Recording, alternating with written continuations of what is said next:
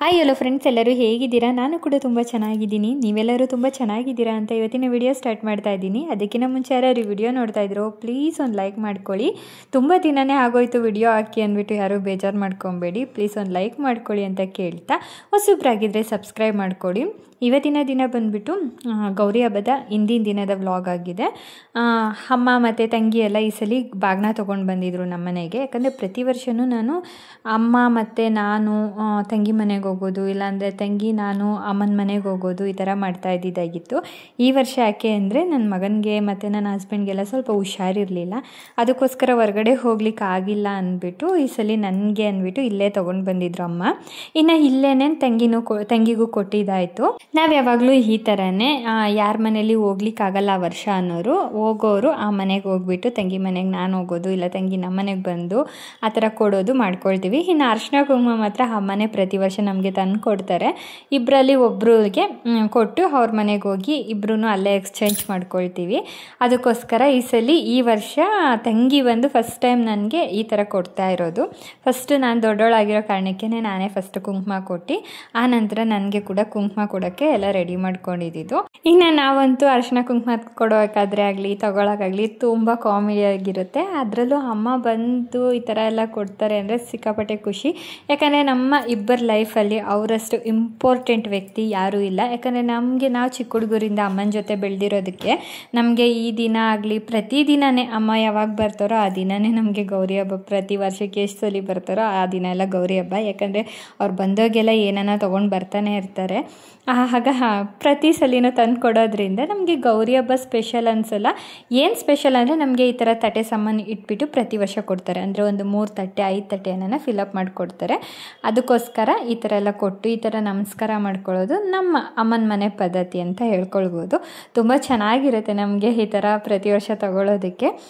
ದುಡ್ಡು ಕಾಸು ಅದೇನೇ ಮ್ಯಾಟ್ರು ಬರಲ್ಲ. ಈ ಥರ ಅಮ್ಮ ಬಂದು ನಾವೆಲ್ಲ ಜೊತೆ ಸೇರಿಕೊಂಡು ಒಂದಿನ ಫುಲ್ಲು ಖುಷಿಯಾಗಿರ್ತೀವಲ್ಲ, ಅದು ತುಂಬ ಖುಷಿಯಾದ ವಿಷಯ ಅಂತ ಹೇಳ್ಬೋದು. ನಮಗೇನಪ್ಪ ಅಂದರೆ ಎಲ್ಲ ಹೆಣ್ಮಕ್ಳಿಗೂ ಅಷ್ಟೇ ತವ್ರ ಮನೆಯಿಂದ ಯಾರನ್ನ ಬರ್ತಾರೆ ಅಂದರೆ ಏನೋ ಒಂದು ದೊಡ್ಡ ಸಮಾರಂಭ ಇದ್ದಂಗೆ ಆ ಥರ ಅನಿಸುತ್ತೆ. ಅದರಲ್ಲೂ ಈ ವರ್ಷ ನನಗೆ ಸ್ಪೆಷಲ್ ಏನಂದರೆ ಯಾಕೆ ವಿಡಿಯೋ ಮಾಡೋಕ್ಕಾಗಿಲ್ಲ ಅಂತ ತುಂಬ ಜನ ಅಂದ್ಕೊಳ್ಬೋದು. ನನ್ನ ಹತ್ರ ಇದ್ದಿದ್ದು ಒಂದು ಮೊಬೈಲು, ಅದು ಕೂಡ ಕೆಟ್ಟೋಗ್ಬಿಟ್ಟಿತ್ತು. ಯಾವುದೇ ಥರ ವಿಡಿಯೋ ಮಾಡೋಕ್ಕೆ ಹೋದ್ರೂ ಅದು ಕ್ಲಿಯರೆನ್ಸ್ ಇಲ್ಲ ಮತ್ತು ವಾಯ್ಸ್ ಬರ್ತಾ ಇರಲಿಲ್ಲ, ಆ ಥರ ಆಗಿತ್ತು. ಈ ಸಲ ನನಗೆ ಸರ್ಪ್ರೈಸ್ ಆಗಿ ಅಮ್ಮ ನನಗೆ ಮೊಬೈಲ್ ತಂದು ಕೊಟ್ಟಿದ್ರು ಗೌರಿ ಹಬ್ಬಕ್ಕೆ ಅಂದ್ಬಿಟ್ಟು. ಅಂದರೆ ಪ್ರತಿ ವರ್ಷ ಏನನ್ನ ಕೊಡ್ತಾ ಇರ್ತಾರೆ, ಒಂದು ಇಂಪಾರ್ಟೆಂಟ್ ಆಗಿರೋ ವಸ್ತು ಏನನ್ನ ಕೊಡ್ತಾರೆ. ನನಗೊಂದು ವರ್ಷ ತಂಗಿಗೊಂದು ವರ್ಷ ಕೊಡ್ತಾರೆ. ಈ ಸಲ ಬಂದು ನನಗೆ ಮೊಬೈಲ್ ಸಿಕ್ತು ಅಂತ ಹೇಳ್ಬೋದು. ತುಂಬ ಖುಷಿ ಆಯಿತು. ಯಾಕಂದರೆ ಮೇಯ್ನು ನನಗೆ ವಿಡಿಯೋ ಮಾಡಲಿಕ್ಕೆ ಬೇಕಾಗಿದ್ದಿದೆ ಈ ಮೊಬೈಲು. ಇನ್ನು ನಾನು ಕ್ಯಾಮ್ರಾ ಎಲ್ಲ ಯೂಸ್ ಮಾಡೋಕ್ಕೆ ಹೋಗಲ್ಲ. ಸದ್ಯ ಮೊಬೈಲ್ ತಂದು ಕೊಟ್ರಲ್ಲ ಅಂತ ಒಂದು ಕಡೆ ಖುಷಿಯಾಗಿ, ಅಮ್ಮ ಒಬ್ಬರೇ ಅಲ್ವಾ ನಮ್ಮ ಕಷ್ಟಗಳು ಏನಿದೆ ಏನಿಲ್ಲ ಅಂತ ಅರ್ಥ ಮಾಡ್ಕೊಳ್ಳೋದು. ಅದಕ್ಕೋಸ್ಕರ ಇನ್ನು ನನ್ನ ಹಸ್ಬೆಂಡು ಕೂಡ ಕೊಡಿಸ್ತಾ ಇದ್ರು. ಬಟ್ ಈಗ ಸ್ವಲ್ಪ ನಾವು ಯಾವುದೋ ಒಂದು ಕೆಲಸಕ್ಕೆ ಕೈ ಹಾಕಿರೋದ್ರಿಂದ ಮತ್ತು ಅವ್ರಿಗೆ ಹುಷಾರಿಲ್ಲದೆ ಇರೋ ಕಾರಣಕ್ಕೆ ಈ ವರ್ಷ ನಾನು ನಿಧಾನಕ್ಕೆ ತಗೊಳ್ಳೋಣ ಅಂತಲೂ ಮುಂದಕ್ಕೆ ತಳ್ಳಿದ್ದೆ. ಅಷ್ಟರಲ್ಲಿ ಅಮ್ಮ ಕೂಡ ತಂದುಕೊಟ್ರು. ಇನ್ನು ಅಮ್ಮ ಎಲ್ಲ ಹೊರಟ ಮೇಲೆ ನನ್ನ ಮಗನಿಗೆ ಸ್ವಲ್ಪ ಜ್ವರ ಜಾಸ್ತಿ ಆಯಿತು. ಸಂಜೆ ಆಗ್ತಾ ಇನ್ನು ಅವನ ಪಕ್ಕನೇ ಕೂತ್ಕೊಂಡಿದ್ದಾಯಿತು. ಎಷ್ಟು ಚಳಿ ಇದೆ ಅಂದರೆ ಅಷ್ಟು ಚಳಿ ಇದೆ ಇವತ್ತಂತೂ.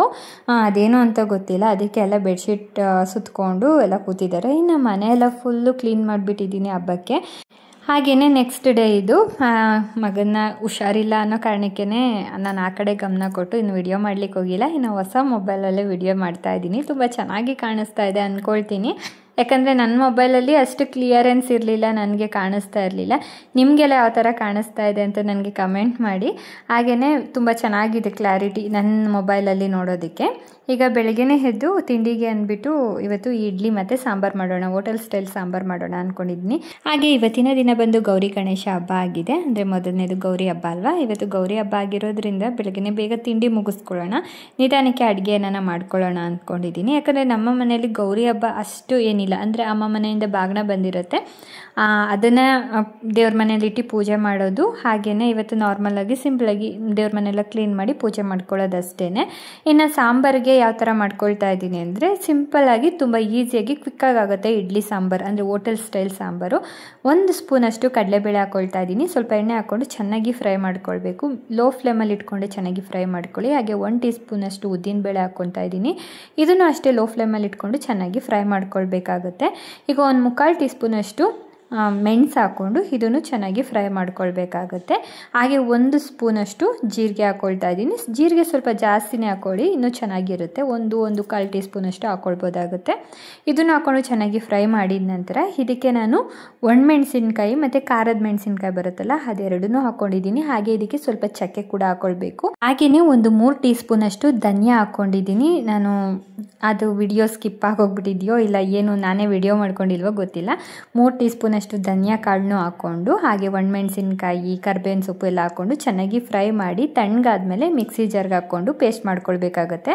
ಅದಕ್ಕಿಂತ ಮುಂಚೆ ಅದು ತಣ್ಣಗಾಗೋಷ್ಟರಲ್ಲಿ ಈ ಕಡೆ ಹಸಿ ತೆಂಗಿನಕಾಯಿನ ತೊಗೊಂಡಿದ್ದೀನಿ, ಅರ್ಧ ಹೋಳು. ಅದನ್ನು ಸಣ್ಣದಾಗಿ ಕಟ್ ಮಾಡಿಕೊಂಡು ಅದು ಮಿಕ್ಸಿ ಜಾರ್ಗೆ ಸೇರಿಸ್ಕೊಳ್ತಾ ಇದ್ದೀನಿ. ಈಗ ಈ ಕಡೆ ಕಂಪ್ಲೀಟಾಗಿ ತಣ್ಣಗಾಗಿರೋದು ಧನಿಯಾ ಒಣಗಿದ ಮೆಣಸಿನ್ಕಾಯಿ ಎಲ್ಲ ಕಂಪ್ಲೀಟಾಗಿ ತಣ್ಣಗಾಗಿದೆ. ಅದನ್ನು ಮಿಕ್ಸಿ ಜಾರ್ಗೆ ಸೇರಿಸ್ಕೊಂಡು ಸ್ವಲ್ಪ ಹುಣಸೆಹಣ್ಣು ಹಾಕ್ಕೊಂಡು ಕ್ಲೀನಾಗಿ ಪೇಸ್ಟ್ ಮಾಡ್ಕೊಳ್ತೀನಿ. ಅದು ಪೇಸ್ಟ್ ಆಗಿ ಸೈಡ್ಗೆ ಇಟ್ಕೊಂಡಿದ ನಂತರ ಈ ಕಡೆ ಇಡ್ಲಿ ಪಾತ್ರೆಯಲ್ಲಿ ಹಾಕಿ ಬೇಯಕ್ಕೆ ಇಟ್ಕೊಂಡ್ಬಿಡ್ತಾ ಇದ್ದೀನಿ. ಇನ್ನು ಇವತ್ತು ಮಗಳಿಗೆ ಸ್ಕೂಲ್ ಇದೆ. ಅವಳು ಈ ಸಲ 10th ಆಗಿರೋದ್ರಿಂದ ಸ್ವಲ್ಪ ಬೇಗನೆ ಸ್ಪೆಷಲ್ ಕ್ಲಾಸ್ ಅಂತ ಇಡ್ತಾರೆ, ಅದಕ್ಕೋಸ್ಕರ. ಇನ್ನು ಅವಳು ಸ್ಕೂಲ್ಗೆ ಹೋಗೋ ಕಾರಣಕ್ಕೆ ನಾನು ಬೇಗನೆ ತಿಂಡಿನ ಮುಗಿಸ್ಕೊಳ್ತಾ ಇದ್ದೀನಿ. ಬೆಳಗ್ಗೆ ಎದ್ದ ತಕ್ಷಣ ಎಲ್ಲ ಕೆಲಸ ಬಿಟ್ಬಿಟ್ಟು ಫಸ್ಟು ತಿಂಡಿನೇ ಮಾಡ್ಕೊಳ್ತಾ ಇದ್ದೀನಿ. ಈಗ ಇಡ್ಲಿ ಪಾತ್ರೆಯಲ್ಲಿ ಇಡ್ಲಿಗಳ್ನೆಲ್ಲ ಬೇಯಕ್ಕೆ ಇಟ್ಕೊಂಡಿದ ನಂತರ ಈ ಕಡೆ ಸಾಂಬಾರಿಗೆ ರೆಡಿ ಮಾಡ್ಕೊಳ್ಳೋಣ. ಒಂದು ದೊಡ್ಡ ಪಾತ್ರೆ ತೊಗೊಂಡಿದ್ದೀನಿ, ಅದಕ್ಕೆ ಸ್ವಲ್ಪ ಎಣ್ಣೆ ಹಾಕ್ಕೊಂಡು ಆನಂತರ ಸಾಸಿವೆ ಹಾಕ್ಕೊಳ್ತಾ ಇದ್ದೀನಿ. ಸಾಸಿವೆ ಎಲ್ಲ ಸಿಡಿದ ನಂತರ ಒಂದು ದೊಡ್ಡ ಸೈಜ್ ಗಾತ್ರದ ಈರುಳ್ಳಿನ ಹಾಕ್ಕೊಳ್ತಾ ಇದ್ದೀನಿ. ಅದು ತುಂಬ ಫ್ರೈ ಆಗಬಾರ್ದು, ಲೈಟಾಗಿ ಫ್ರೈ ಆದರೆ ಸಾಕು. ಇದಕ್ಕೆ ಬೇಕು ಅಂದರೆ ನೀವು ಸಾಂಬಾರು ಸೌತೆಕಾಯಿ ಹಾಕ್ಕೊಬೋದು, ನುಗ್ಗೆಕಾಯಿ ಹಾಕ್ಕೊಬೋದು, ಯಾವ ಥರ ನಿಮಗೆ ತರಕಾರಿ ಅಂದರೆ ಇದಕ್ಕೆ ಯೂಸ್ ಆಗುತ್ತೋ ಆ ಥರ ತರಕಾರಿಗಳು ಹಾಕ್ಕೊಂಡು ಚೆನ್ನಾಗಿರುತ್ತೆ. ಇನ್ನು ಆಲೂಗಡ್ಡೆ ಎಲ್ಲ ಅಷ್ಟು ಚೆನ್ನಾಗಿರಲ್ಲ. ಸಾಂಬಾರು ಸೌತೆಕಾಯಿ ತುಂಬ ಚೆನ್ನಾಗಿರುತ್ತೆ, ನುಗ್ಗೆಕಾಯಿ ಕೂಡ ಚೆನ್ನಾಗಿರುತ್ತೆ. ಈಗ ಇದಕ್ಕೆ 1-2 ಟೊಮೆಟೊ ಹಾಕ್ಕೊಂಡಿದ್ದೀನಿ. ಹಾಗೆಯೇ 1 ಹಿಡಿಯಷ್ಟು ಕರ್ಬೇವಿನ ಸೊಪ್ಪು ಹಾಕ್ಕೊಂಡು ಸ್ವಲ್ಪ ಅರಿಶಿನ ಹಾಕ್ಕೊಂಡು ಇದು ಚೆನ್ನಾಗಿ ಫ್ರೈ ಆಗಬೇಕು. ಅಂದರೆ ಟೊಮೆಟೊ ಸ್ವಲ್ಪ ಸಾಫ್ಟ್ ಆದರೆ ಸಾಕು. ಬೇಗನೆ ಸಾಫ್ಟ್ ಆಗೋದಕ್ಕೋಸ್ಕರ ರುಚಿಗೆ ತಕ್ಕಷ್ಟು ಉಪ್ಪು ಹಾಕ್ಕೊಳ್ತಾ ಇದ್ದೀನಿ, ಅದಕ್ಕೆ ಎಷ್ಟು ಬೇಕೋ ಅಷ್ಟು. ಈಗ ಕ್ಲೀನಾಗಿ ಟೊಮೆಟೊ ಎಲ್ಲ ಸಾಫ್ಟ್ ಆಗಿದ ನಂತರ ಈ ಕಡೆ ರುಬ್ಬಿದ್ವಲ್ಲ ಆ ಮಸಾಲೆನೂ ಕೂಡ ಹಾಕ್ಕೊಂಡು ಮಿಕ್ಸ್ ಮಾಡ್ಕೊಳ್ತಾ ಇದ್ದೀನಿ. ಅಷ್ಟೇ, ತುಂಬ ಈಸಿಯಾಗಿ ಫಾಸ್ಟಾಗಿ ಕ್ವಿಕ್ಕಾಗಿ ಮಾಡ್ಕೊಳ್ಬೋದು. ಮಕ್ಕಳಂತೂ ತುಂಬ ಇಷ್ಟಪಟ್ಟು ತಿಂತಾರೆ. ಇದಕ್ಕೆ ವಡೆ ಮಾಡ್ಕೊಂಡಿದ್ರೆ ಇನ್ನೂ ಚೆನ್ನಾಗಿರ್ತಾ ಇತ್ತು. ಬಟ್ ನನಗೆ ಹಬ್ಬ ಇರೋ ಕಾರಣಕ್ಕೆ ನೈಟ್ ಉದ್ದಿನಬೇಳೆ ನೆನೆಸ್ಬೇಕು ಅನ್ನೋದು ಮರ್ತೋಗ್ಬಿಟ್ಟಿದೆ. ನನಗೆ ಹಬ್ಬದ ಕಡೆನೇ ನಾಳೆ ಏನು ಅಡುಗೆ ಮಾಡಬೇಕು ಬೇರೆ ಯೋಚನೆಯಲ್ಲಿದ್ದೆ, ಅದಕ್ಕೋಸ್ಕರ. ಇನ್ನು ವಡೆ ಮಾಡಿದರೆ ಈ ಸಾಂಬಾರಿಗೆ ಸೂಪರಾಗಿರುತ್ತೆ. ಡಿಪ್ ಮಾಡ್ಕೊಂಡು ತಿಂದೆ ಇದ್ರು ಅಂತೂ ಇನ್ನೂ ಚೆನ್ನಾಗಿರುತ್ತೆ.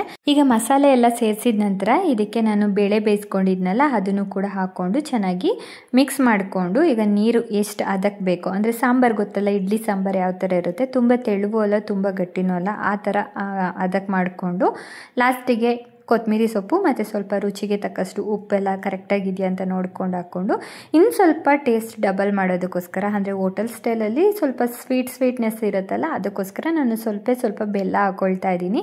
ಇದು ಹಾಕ್ಕೊಳ್ಳೋದ್ರಿಂದ ಸಾಂಬಾರು ತುಂಬ ಟೇಸ್ಟಿಯಾಗಿರುತ್ತೆ.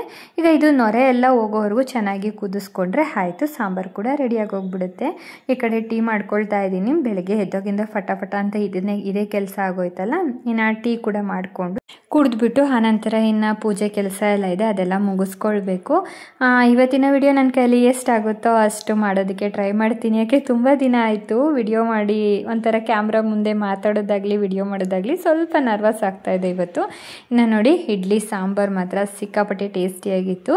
ಇನ್ನು ನನ್ನ ಮಗನಿಗೂ ಕೂಡ ಫಸ್ಟ್ ತಿನ್ನಿಸ್ಬಿಟ್ಟು ಅವನಿಗೂ ಸ್ವಲ್ಪ ಮೆಡಿಸನ್ ಎಲ್ಲ ಹಾಕೋದಿತ್ತು, ಅವನಿಗೆಲ್ಲ ಮೆಡಿಸನ್ ಹಾಕ್ಬಿಟ್ಟು ಈಗ ಒಂದು ಸ್ವಲ್ಪ ಪರವಾಗಿಲ್ಲ, ಮೆಡಿಸನ್ ಹಾಕಿದ್ಮೇಲೆ ರಿಕವರಿ ಆಗಿದ್ದಾನೆ.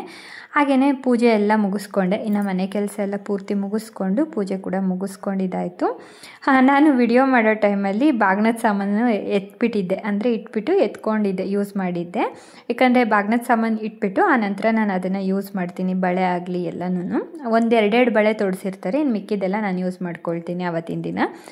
ಇದೆಲ್ಲ ಮುಗಿಸ್ಕೊಂಡು ಇನ್ನು ನಾನು ಕೂಡ ರೆಡಿ ಆದೆ. ಇನ್ನು ನಮ್ಮ ಮನೆಯವ್ರು ಇದ್ದಾರಲ್ಲ ಅವ್ರ ಅಕ್ಕನಿಗೆಲ್ಲ ಬಾಗ್ನ ಕೊಡಬೇಕು. ಅದಕ್ಕೋಸ್ಕರ ನಾನು ಕೂಡ ಸ್ಯಾರಿ ಎಲ್ಲ ಹಾಕ್ಕೊಂಡು ರೆಡಿ ಆದೆ. ಇನ್ನು ಸ್ಯಾರಿ ಕೂಡ ಅವ್ರಿಗೆಲ್ಲ ತೊಗೊಂಡು ಬಂದಿರಲಿಲ್ಲ, ಅವ್ರಿಗೆ ತರೋಕ್ಕೆ ಅಂದ್ಬಿಟ್ಟು ಇವಾಗ ರೆಡಿಯಾಗಿ ಒಂದೇ ಸಲ ಎಲ್ಲ ಕ್ಲೀನಾಗಿ ರೆಡಿ ಆಗಿಬಿಟ್ಟು ಹೊರಟು ಸ್ಯಾರಿ ತೊಗೊಂಡು ಬಂದು ಹಾಗೇ ಅವ್ರ ಮನೆಗೆ ಹೋಗೋಣ ಅಂದ್ಕೊಂಡಿದ್ದೀನಿ. ಇನ್ನು ನಮ್ಮ ಮನೆ ಹತ್ರ ನಿಯರಾಗಿ ಇರೋವಂತಹ ಒಂದು ಶಾಪಲ್ಲೇ ನಾನು ಪ್ರತಿ ವರ್ಷವೂ ಸ್ಯಾರಿ ತೊಗೊಳ್ಳೋದು. ಅಂದರೆ ನಾವು ಯಾವಾಗಲೂ ಒಂದೇ ಅಂಗಡಿಯಲ್ಲೇ ತೊಗೊಳ್ಳೋದು. ಸ್ಯಾರಿಗಳಂತೂ ಈ ಸಲ ತುಂಬ ಚೆನ್ನಾಗಿ ಬಂದಿತ್ತು. ಕೆಲವೊಂದು ಕ್ವಾಲಿಟಿ ಇದೆ, ಕೆಲವೊಂದು ಕ್ವಾಲಿಟಿ ಕಮ್ಮಿ ಇತ್ತು. ಸರಿ, ನನಗೆ ಯಾವ್ದು ಇಷ್ಟ ಆಗುತ್ತೆ ಅದನ್ನು ನೋಡಿಕೊಂಡು ಅವ್ರಿಗೆ ಮ್ಯಾಚ್ ಅಂದರೆ ಅವ್ರ ಕಲರ್ ಯಾವುದು ಮ್ಯಾಚ್ ಆಗುತ್ತೆ ಅಂತೆಲ್ಲ ನೋಡಿಕೊಂಡು ಇದು ಮಾಡ್ತಾಯಿದ್ದೆ. ಹಾಗೆಯೇ ತೊಗೊಂಡೆ. ತುಂಬ ಚೆನ್ನಾಗಿತ್ತು. ಒಂದು 2 ಸೀರೆನೋ 3 ಸೀರೆನೋ ತೊಗೊಂಡೆ. ತುಂಬ ಚೆನ್ನಾಗಿತ್ತು. ಅದನ್ನು ನಾನು ನಿಮಗೆ ತೋರಿಸ್ಲಿಕ್ಕೆ ಆಗಿಲ್ಲ, ಯಾಕಂದರೆ ನಾನು ಮತ್ತೆ ಮನೆಗೆ ಬಂದು ಇದನ್ನೆಲ್ಲ ತೋರಿಸೋಣ ಅನ್ನೋಕ್ಕಾಗಲಿಲ್ಲ. ಹಂಗೇ ಪ್ಯಾಕಿಂಗ್ ಮಾಡಿಬಿಟ್ಟು ಹಾಗೆಯೇ ಬಾಗ್ನ ಎಲ್ಲ ತೊಗೊಂಡೋಗಿ ಕೊಟ್ಟಿದ್ದಾಯಿತು. ಕೆಲವೊಂದು ಕ್ಯಾಮ್ರಾದಲ್ಲಿ ಚೆನ್ನಾಗಿ ಕಾಣ್ತಾ ಇದೆ, ರಿಯಲಾಗಿ ನೋಡೋದಕ್ಕೆ ಚೆನ್ನಾಗಿರಲಿಲ್ಲ. ಬಟ್ ಕೆಲವೊಂದು ರಿಯಲಾಗಿ ನೋಡೋದಕ್ಕೆ ಚೆನ್ನಾಗಿತ್ತು, ಕ್ಯಾಮ್ರಾದಲ್ಲಿ ಚೆನ್ನಾಗಿ ಕಾಣ್ತಾ ಇಲ್ಲ. ಎಕ್ಸಾಂಪಲ್ ಈ ರೆಡ್ ಸ್ಯಾರಿ ಇದೆಯಲ್ಲ, ರೆಡ್ ಅಲ್ಲ ಪಿಂಕ್ ಅದು ಸ್ಯಾರಿ, ರೆಡ್ ಕಲರ್ ಕಾಣಿಸ್ತಾ ಇದೆ. ಇದು ಕ್ಯಾಮ್ರಾದಲ್ಲಿ ಮಾತ್ರ ಲುಕ್ ತುಂಬ ಚೆನ್ನಾಗಿದೆ, ಬಟ್ ರಿಯಲಾಗಿ ನೋಡೋಕೆ ಅಷ್ಟು ಚೆನ್ನಾಗಿರಲಿಲ್ಲ. ಈ ಸ್ಯಾರಿ ಕ್ವಾಲಿಟಿ ಕಮ್ಮಿ ಇತ್ತು, ಪರ್ಪಲ್ ಕಲರ್ದು ಕ್ವಾಲಿಟಿ ಕಮ್ಮಿ ಇತ್ತು, ಚೆನ್ನಾಗಿರಲಿಲ್ಲ. ಅವರು ತುಂಬ ಕಲರ್ ಆಗಿರೋದ್ರಿಂದ ಸ್ವಲ್ಪ ಡಾರ್ಕ್ ಕಲರೇ ತೊಗೊಳ್ಳೋಣ ಅಂತ ಅಂದ್ಕೊಂಡು ಹುಡುಕ್ತಾ ಇದ್ದೆ. ಲಾಸ್ಟಿಗೆ ನನಗೆ ತುಂಬ ಇಷ್ಟವಾಗಿರೋ ಸ್ಯಾರಿ ಅಂದರೆ ಈ ಗ್ರೀನ್ ಕಲರ್ ಸ್ಯಾರಿ. ಇದು ನೋಡೋದಕ್ಕೆ ಇಲ್ಲಿ ಅಷ್ಟು ಚೆನ್ನಾಗಿಲ್ಲ, ಡೈರೆಕ್ಟಾಗಿ ನೋಡೋದಕ್ಕೆ ಮಾತ್ರ ಸೂಪರಾಗಿತ್ತು. ಈಗೆಲ್ಲ ಟ್ರೆಂಡಿಂಗಲ್ಲಿ ಓಡ್ತಾ ಇರೋ ಸ್ಯಾರಿನೇ ಇದು, ಅದರಲ್ಲೂ ಈ ಥರ ಡಿಫ್ರೆಂಟಾಗಿತ್ತು. ಸರಿ, ಇದನ್ನೆಲ್ಲ ತೊಗೊಂಡು ಇನ್ನು ಅಕ್ಕನ ಮನೆಗೆ ಹೋಗಿ ಅಲ್ಲೂ ಕೂಡ ಅರಿಶಿನ ಕುಂಕುಮ ಎಲ್ಲ ಕೊಟ್ಟಿದ್ದಾಯಿತು. ಅಲ್ಲೆಲ್ಲ ಕೊಟ್ಟು ಮುಗಿಸ್ಕೊಂಡು ಇನ್ನು ನಮ್ಮ ಮನೇಲಿ ನಾಳೆ ಗಣೇಶ ಕೂರಿಸೋದ್ರಿಂದ ಇನ್ನು ನಮ್ಮ ಮನೇಲೂ ಸ್ವಲ್ಪ ಕೆಲಸ ಎಲ್ಲ ಇತ್ತು, ಅಲ್ಲೂ ಕೂಡ ಮುಗಿಸ್ಕೊಳ್ಳೋಣ ಅಂತ ಬೇಗ ಎಲ್ಲ ಕೊಟ್ಟು ಇದನ್ನೆಲ್ಲ ಮಾಡೋದಕ್ಕೆ ಸಂಜೆನೇ ಆಗೋಯ್ತು. ಯಾಕಂದರೆ ಒಂದು ಅಂಗಡಿಗೆ ಹೋಗ್ತೀವಿ ಅಂದರೆ ನಿಮಗೆ ಗೊತ್ತು ಎಷ್ಟೊತ್ತಾಗುತ್ತೆ ಹೆಣ್ಮಕ್ಳು ಸ್ಯಾರಿ ಹುಡ್ಕೋದು ಅಂತ. ಇನ್ನು ಇದನ್ನೆಲ್ಲ ಮುಗಿಸ್ಕೊಂಡು ಹೋಗಿ ಬಾಗ್ನ ಎಲ್ಲ ಕೊಟ್ಟಿದ್ದಾಯಿತು. ಇನ್ನು ಅವರು ಊಟಕ್ಕೆಲ್ಲ ಕರೀತಾಯಿದ್ರು, ನೆಕ್ಸ್ಟ್ ಡೇಗೆ ಕರೆದಿದ್ರು. ನಾನು ಅದನ್ನು ವಿಡಿಯೋ ಮಾಡೋದೇ ಮರ್ತೋಗ್ಬಿಟ್ಟಿದ್ದೆ. ನೆಕ್ಸ್ಟ್ ಡೇ ಊಟಕ್ಕೆಲ್ಲ ಹೋಗಿದ್ದೆ ಗಣೇಶ ಹಬ್ಬದ ದಿನ, ಬಟ್ ಅದು ವಿಡಿಯೋ ಮಾಡೋದೇ ಮರ್ತೋಗ್ಬಿಟ್ಟಿದ್ದೆ. ಅವರು ಕೂಡ ಸ್ಯಾರಿ ಎಲ್ಲ ಕೊಟ್ಟಿದ್ದಾರೆ ನನಗೆ. ನೆಕ್ಸ್ಟ್ ವಿಡಿಯೋದಲ್ಲಿ ನಾನು ತೋರಿಸ್ತೀನಿ, ಅಂದರೆ ನೆಕ್ಸ್ಟ್ ವಿಡಿಯೋ ಅಲ್ಲ, ಗಣೇಶ ಹಬ್ಬದ ಬ್ಲಾಗ್ ಅಲ್ಲ, ಅದರ ನೆಕ್ಸ್ಟ್ ಬ್ಲಾಗಲ್ಲಿ ನನಗೆ ಎಷ್ಟು ಸ್ಯಾರಿ ಬಂತು ಈ ವರ್ಷ ಅಂತೆಲ್ಲ ನಿಮಗೆ ತೋರಿಸ್ತೀನಿ. ಸೈಜ್ ಗೊತ್ತಿಲ್ಲ, ಸುಮ್ಮನೆ ಅವನಿಗೂ ಅಷ್ಟೇ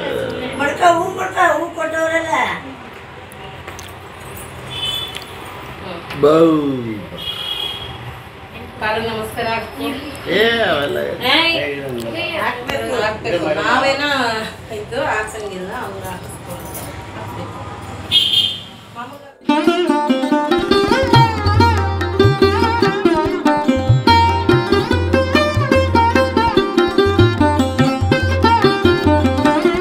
ಹಾಕೊಂಡಿದ್ಯಾ ಅದು ಎಷ್ಟು ಆರೋಗ್ಯ ಎಲ್ಲ ಚೆನ್ನಾಗಿದ್ರು, ಒಳ್ಳೆದಾಗಲಿ, ಸಕ್ಸಸ್ ಆಗು.